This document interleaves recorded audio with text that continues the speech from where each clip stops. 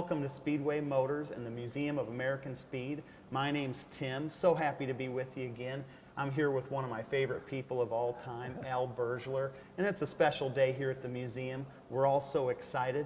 We have Al's famous #1 Riddler winning car here behind me. It's the new acquisition for the museum. We couldn't be more excited. It just lights up this room. And what's better than this thing? I mean, it's just gorgeous. I don't know if you were ready for how it looks in the room, Al, but what do you think now that we have it in here? Unbelievable. I mean, there's a lot of places this car could have went, but this is the right place for it. I mean, anybody that likes any kind of race cars or cars, this is the museum to come to and see it. And it's unbelievable. You know, yesterday you arrived, we pushed this thing out of your trailer. I'd seen pictures of it. I've never been lucky enough to see this thing run, but when I saw it pushed out of the trailer, boy, it's way better in person. I can't believe how beautiful it is. It's just an awesome car. Can you tell us a little bit about it? It started out life in 1963, is that right? Right. I started building the car in 1963. Back then, drag racing was just getting started, and I liked dragsters, but I went to the Nationals in 1959 and 1960 in Detroit, and guys were putting car bodies, like a Bantam body or a Fiat body on the back of a dragster, which made it a AA comp car. So you didn't compete against the dragsters. It was a special class. And I just liked the way they looked because they were different. Most of the dragsters back then all looked the same. So by putting a car body on the back of it, gave it its own look. Yeah. So then I built a car before this car with a chassis research frame from California with a Bantam body on it. And when I went in the Army, we sold that to a guy in Long Island. When I got out of the Army, Logie Brothers were just getting started building chassis and stuff back in Detroit, and I got hooked up with them. And they built the chassis, and I built this car in 1963. And then back then, Autorama, Detroit Autorama was in January every year. And anybody that built a new car, whether it was a drag car or a hot rod, wanted to debut it at Autorama. Yeah. So that's, you know, we got the car all done. We had a date to finish it, so we get it in Autorama so everybody could see it brand new. And then after that, in the springtime, we went out and raced it. Yeah. So it wasn't really a show car, but we built them to look like a show car. I think what I like most about you, you're such an easy guy to talk to and such a class act, but what I like the most about you is you build your own stuff. I mean, since the beginning, you're telling me about a 34 you're building right now. I mean, nothing could be more near and dear to my heart, but you're talking about, you know, building this thing in your garage with your buddies. I mean, tell me a little bit about that, being the hands-on guy that you are. Back then I worked in a body shop, and there wasn't a lot of money around, so you had to do most of the work yourself. And like I said, Logies were just getting started, so they gave me a great price on the chassis, and I started building did the back of the body. And I wasn't doing aluminum work back then, I was working in a body shop. So I took this car to a guy that did aluminum work there in Detroit, and he wanted $300 to build the nose piece for it. Wow. And I was making $100 a week, so that's like, wait, that's 3 weeks pay, and I was married, and I said, that ain't gonna work. So I said, if I'm doing body work, I should be able to build a nose piece for it. So I went home and got a sheet of aluminum, bent it around a pipe, because I looked at magazines how guys were doing it, and they were bending it around pipes, and that's how the nose piece got built. And now you've kind of become pretty well known for your aluminum work. Tell me a little bit about that. Well, I worked in a body shop, and in 1967, Angelo from Gratiot Auto Supply had a store, probably the biggest hot rod shop in the Detroit area, who was connected with Speedway. They went back and forth as far as parts back and forth. And they sponsored my car, and we built this car, and that's kind of how it came about. Then when this car was done, like I said, we put it in Autorama, and the Riddler, this was the first Riddler, so I didn't know nothing about it. So we won best competition car, we won the class with the car, and the guys up on the stage said, stick around, there's another award, right? Stuck around, so you win the Don Riddler Award. Well, what's the Don Riddler Award? Yeah. Well, it's the best car never shown before. I mean, it can be, guys can come in the garage and see it, but it can't be in another show or that kind of thing. Yeah. So it's the best car never shown, and you win it. So back then we won a 429 Ford or some kind of Ford motor and $1,000. Wow. Now today guys build $1 million cars to win 10 grand. Yeah. And so. Absolutely, and there's a great, I mean, one of the cool things about the car, equally as cool, was the original trophy from 1964. And, you know, a lot of you out there listening may, know about the Riddler Award and know what a coveted award it is now. To have the car that won the first Riddler. Now, that show had gone on a few years prior to that, but it was after Don Riddler passed away. What it was, Michigan Hot Rod Association started the car shows in a small, like a lifetime armory thing, and it got bigger and bigger. And when they moved to Coble Hall, they needed a promoter. Don Riddler was a promoter in the Detroit area. He promoted baseball games and hockey games and sports and stuff like that. So he was a promoter. So they hooked up with him. He's the guy that would bring in the actors and the bands and that, you know, they had Bob Seger. They had all kinds of people there back in them days. They made it a happening. They made it happening. So other people, it was more than just a car show. And that's how, when he died, they said, well, we're going to have an award every year for the best car never shown before. And this car won that award in '64. Isn't that great? And to have the original trophy. Now, Don Riddler's widow is with you in the picture. How old would have you been when that picture was Probably taken? 29 years old. 29 years old. Unbelievable. So I built this car when I was 29 years old. And then what happened is in '83 I quit drag racing, and we started doing back into street rod work and stuff like that. And a friend of mine in Detroit area found a top fuel car called the Probe and said, the back of the body you built in the '60s, I want you to build a nose piece for it. So I ended up doing that, built the thing, and it was like, hey, this is kind of fun doing aluminum work on dragsters again. Good therapy, right? So then he gets the car all done, and he says, we're going to Bowling Green, Kentucky to National Hot Rod Association has a reunion there. He said, I want you to drive the car. We do push starts like the old days. Oh, wow. I said, man, that's going to be kind of fun. So I drove my street rod down to Bowling Green with a couple other guys, and we did a push start down the track with it, put the fire mask and all this stuff on, did a push start down the thing, made the turn at the other end. I thought, this is just unbelievable to be able to do this again after 30 years. And since then, I've done, I don't know, 15 or 16 cars. I've done a Ram Charger funny car. I've done a Color Me Gone funny car. I've done my Motown Shaker funny car, and a little car for Logie Brothers, a top fuel car. I've done just a bunch of cars. I did a car for, not for Connie Coletta, for another guy, one of Connie Coletta's cars. So I've done a bunch of cars and loving it. Oh, absolutely. You know, there's a great video of you on YouTube that you can look up, and it's great. You know, it shows you at a Cackle Fest with this very car. You know, you got the fire coming out of the pipes, and you can tell, you know, she's running nice and warm. Everything's turning cherry red, and then you shut the car off and pull the mask off, and big smile on your face. I love that video. I mean, it says a lot about what the kind of feeling you get. And if you've never been around a nitro car before, I don't know. I was so lucky to go to Bakersfield for one of the hot rod reunions and see all these cars that, you know, growing up, they were my heroes, you know, and this car's no different. But to hear those cars and to feel it, I mean, you talked a little bit about that yesterday. Well, this car originally was a gas car when we ran NHRA. In the picture up there, it's got a phony kind of a windshield in front of it. The first year we took it to Indy for the national drag races, we're in the inspection line, and because of the slanted windshield, they said, that's streamlined, and you can't streamline in this class. I said, well, a Roadster runs the same class, and it don't have anything from that up, you know? So they said, no, you can't do it. So the inspection thing was in a shopping center there in Indianapolis. There was a hardware store there. So me and my two buddies went to the hardware store, bought some plexiglass and some aluminum and some duct tape and some rivets, and that's why that's got that funny windshield on it. So we put it on there, and it didn't go any faster or any slower with that windshield, but that's the rules that they had, you know. The windshield's a pretty neat piece. Who made that? That was hard to find. There was a place on 8 Mile Road called, I can't remember the name of the plexiglass place that built the windshield for it. And then when I redid the car, I had a heck of a time finding somebody to build a windshield for it. I had to make an aluminum mold for it to have a guy make the windshield for it, yeah. Wow. Yeah, that's a pretty impressive piece. I mean, and the car is just gorgeous. Would it have been this beautiful when it was raced, I suppose? Yeah, it won the Riddler, so, I mean, it had to be pretty nice.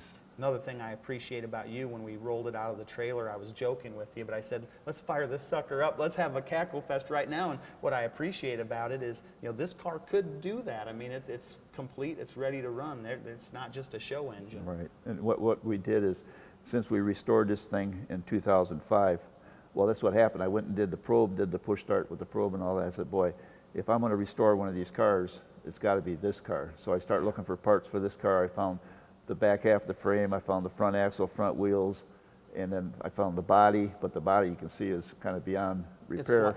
I don't know if you can see this in the video, but I'm sitting next to the original body, which it's like the Shroud of Turin, right? Like, I think about all the trophy queens that stood next to this car, and Al's got pictures of all this stuff, which is really cool. But it was just too far gone. It sat in somebody's back behind their garage for too long. There's a guy in the Detroit area that was the flagman at Martin Dragway that collected drag racing stuff back before all this stuff became collectible.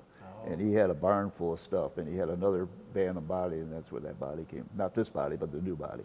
Wow. And this is not, I think a lot of people look at it and it just looks so smooth and slick. They think it may be all fiberglass, but it's not. It's a steel body. What's neat about this, everybody looks at that car and they think it's narrowed or shortened, but that's how big the body was originally. Where the wheels are was back in the back here, but that's how wide, and it's been chopped, but that's how wide and how short that car was. Wow. I think people were a lot skinnier way back then. I think you're right. Yeah, you look at the pedals on some of these cars, you realize people were so much smaller. I don't know if that's a nutrition thing or what it is, but what body, I should know this by the belt line, but what car would have this started out This like is an Austin Bantam body. Austin They Bantam. made it for 3 or 4 years, 32, 34, I think, right in there. I can't remember the years for sure, but that's... And there's some great pictures in this book, and this is a treasure in and of itself that you brought along with the car. But you've got the Gratiot Auto Supply catalog, from what year would have that been? Probably about 64-ish. 64, yep. Yeah. But then pictures of you building this body. I would imagine these bodies were kind of hard to find even in Back the then 60s. they were pretty plentiful. Were Yeah, they? Yeah, now it's pretty hard. But I've got pictures when we built the car originally, and then I got pictures when we ran the car originally, and then I got pictures when we restored the car in 205 and redid the car, and then pictures from the Cackle Fest. These are So great. originally this car was a gas car, but to do the Cackle Fest we built a fuel motor just to make the smell and the noise, and I mean people love it. Oh, that's wonderful. Who's the fellow helping you out in this picture of the body? That's a good question. There's a couple of guys in there I can name, but that one there I can't remember his name. We were talking a little bit about, even today, your garage is kind of a meeting point for your buddies. I mean, I can imagine. I've seen pictures of your place. It's really cool. But it's something that I don't know if younger guys do. I guess I could say my buddies do the same thing. We all come around and talk about, cars. When I built that car, I was living with my parents, and we lived on a corner in Detroit. And all the guys, I'd be working on my car, and all the guys would hang out there, right? And we'd be out there till 11 o'clock, sometimes 12 o'clock at night. And my mom would say, "Can you keep the quiet? Can you get them to talk quiet? Because the guys are yelling and talking and peeling rubber when they left and all that." The neighbors. My mom was always worried about the neighbors. And now everybody still hangs out at my garage. They're just everybody's older now. And now we don't talk about cars and girls. We talk about what kind of pills you're taking. Yeah, no kidding. That all changes, that's for sure. But these are great pictures. They show the car, itself. But how did Gratiot get involved? Did they know that you were building a car, and how did that relationship? Angelo started going up to Gratiot when he rode his bike up there when he was 14 years old and started hanging out up there. A cool guy. I know he was He's a friends super with guy. Bill. Yep. And then he ended up working there, and then he was a friend of mine. I knew him, and then that's how that all involved. And then when I started building the car, they decided they wanted to sponsor it. And the best part, there wasn't a lot of money involved, but Gratiot Auto Supply was the biggest speed shop in the Detroit area, where they had a lot of connections in California and here, where they could get blower drives and parts and stuff at a very good price. And that's how I got a lot of my parts for that car, is through Gratiot Auto Supply. People that probably listen to Speedway videos that I'm involved with know I love talking about Hemi. So Hemi was always the engine of choice for you. Absolutely. There was no other engine to go with. Absolutely. 392 was always the blank canvas, right? Started with that. Yep. I can't tell you how many cars I bought back then, like junk 392. 57, 58 Chryslers are the 392s. Yeah. How many cars I bought, dragged them home, towed them home, took the motor out of it, and junked the rest of it just to get the block and the heads and stuff. Yeah. They're getting kind of harder to find. Yes. You have a good stash, you told me yesterday, but they're getting harder to find. Yes, I've yeah. got a 331. I thought I hit the jackpot. I was like, yippee, but he said, yeah, good hot rod motor, Tim. Yeah. You're not going to shoot any flames out, running nitro, but I love these. So this would have been your parents' garage too. Yep. Wow, that's great. And it was a 1.5 car garage, no insulation, an oil burning stove, just. That's great. We didn't have a lot to work with back then, we really didn't. Well, I think it's a good reminder too for young guys that are out there. We always talk about how do you get young guys involved in the hobby, and it didn't start out with a bunch of pomp and circumstance. You watch TV, you see these beautiful shops that some of these guys work in, but it can still be done in a one-car garage. I mean, you just got to be creative about it. I love it. That's cool. And of course, these early pictures are the best. This very body that's sitting behind me, there's some pictures that Al brought that show it being built. Yep.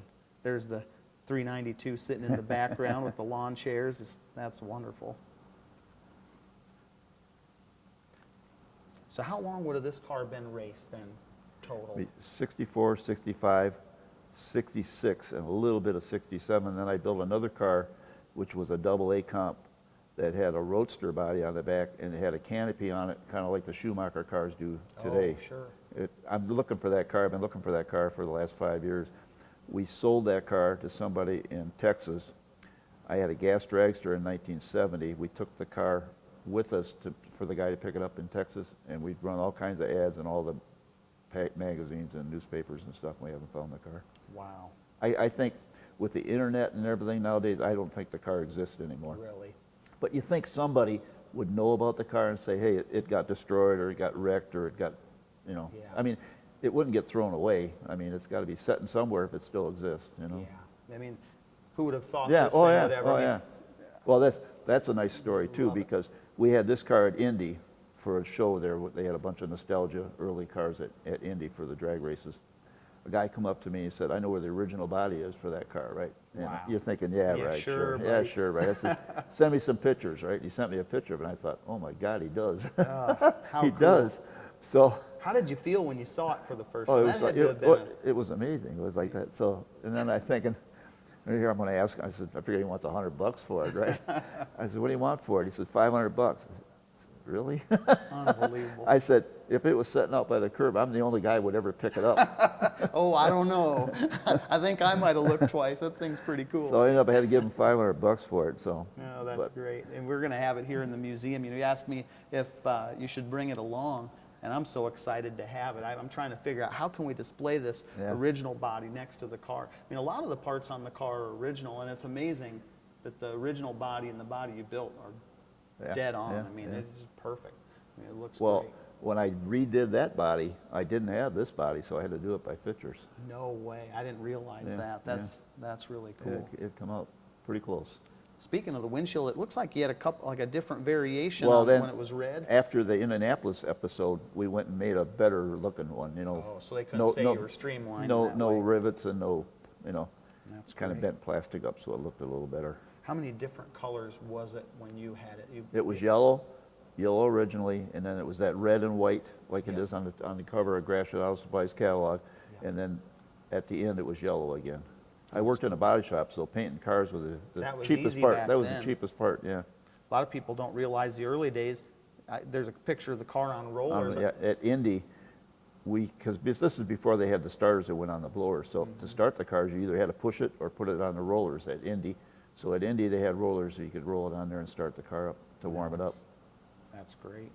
Do you have a moment in your drag racing career that really stands out as just a dynamite moment that you wish you could relive again? Yeah. the World Finals with this car, there was a car in Cincinnati, that another double A comp car that were really good friends of mine, Norm Reese, and we were at Tulsa, Oklahoma for the World Finals. It was him and me in the last round. He had broken the thing, and it was leaking water, leaking oil, and all that kind of stuff. They had to start it down on the starting line. It was that bad. I don't know if it was a setup deal or not or whatever, right? So I'm thinking, I'm not going to red light against this. I know I can beat him. He's probably going to break before he gets to the other end. So there's a picture in one of the magazines that shows him and I on the starting line. It shows him leaving, me still sitting there. So I didn't want a red light. Ended up, he beat me by about that much. Oh, so that boy. was one of the deals I'd like to redo, if I could. Oh, that's funny. That's cool stuff. I'm just flipping through here. These great pictures with the trophy girls, and you know, you could tell. That picture there is when I won Super Eliminator at the Spring Nationals, Bristol, Tennessee. Unbelievable. So other than your Roadster, is there another car you'd love to find? Another car that's kind of the elusive No, drag car out probably the there? car with the canopy, probably. Yeah. Then the car before this car, I just got a phone call a couple weeks ago. It went to Long Island, New York. A guy called and said, "Are you Al Bergler?" He said, "You know, I've been looking for your phone number for eons, you know." I said, "Yes, I am." He said, "Do you know this guy's name?" I can't remember the guy's name, Isso or something like that. I said, "Name sounds familiar." Find out he bought the car that was before this car. It was another Bantam body with a chassis research frame. And that was a Gratiot Auto Supply Is sponsored that deal too. right? So you had the relationship. And that's the car that went to Long Island when I went in the Army. And they think they got a lead on that car somewhere in Long Wow. Island. So we'll That'd see be what another happens. We'll see great- what happens. Ah. We'll see what happens. Keep us posted. Yeah. We'd love to see that. There's a great cover here too. I just wanted to get to it. Oh yeah, there's Yeah, there it another is. great. I love this picture, and we'll get this eventually to show a picture of it. But here's you with the car. It's in its red trim and in front of the Muncie Dragway stand. It's just so cool. Trophy girl. It was a good day there, I can tell. Here you are on the cover of Rotting and Restyling Yep. magazine with this car. Just unbelievable. How was the? Do you remember the day that this picture was shot? I would imagine the world was pretty busy. No. And then the restoration of the car. What was the hardest part about restoring the car? I would say the body was probably pretty tricky as far as getting it right. But I mean, it's the strange part is I built that car when I was like 28 or 29 years old, and I redid it when I was 69 or 70 years old. You know, and it all just kind of clicked and came back. You know, it was fun. It was actually fun to do. It really was. I know where the car is that I drag raced, and of course, I always wonder what it would be like to see it again, because you think, yeah, I'm going to remember all the switches, and where it wasn't anything near like this, but you wonder about how much you would remember. What was really neat about restoring that car is I got a lot of help from a lot of people that donated different things and had paid for this and paid for that. So That's great.